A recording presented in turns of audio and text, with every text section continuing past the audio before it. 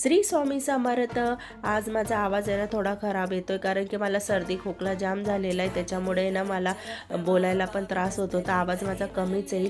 आणि ना आमच्या सोसायटीमध्ये मंदिर आहे, तर तिथं ना गेलेली मी, कारण की नागपंचमी आणि पहिला सोमवार एकाच दिवशी आलेले.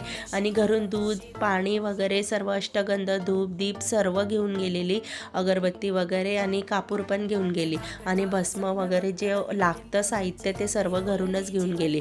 आणि सकाळची ना म्हटलं जाऊ लवकर, पण आहे ना सकाळी गर्दी खूप असते मंदिरामध्ये, म्हणून मग मी जात नाही, कारण की आमच्या सोसायटीचेच लोक येतात, बाहेरचे नाही येत पण सोसायटीचेच असतात.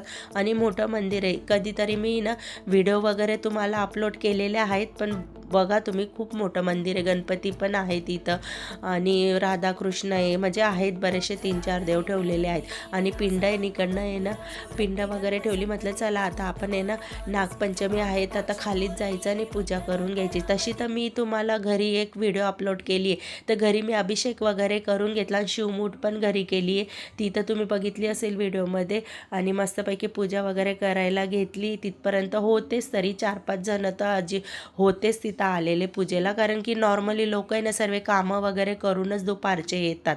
आणि ना मी पण गेली, पण माझी निवांत झाली, बसून वगैरे मी पूजा छान केली तिथं.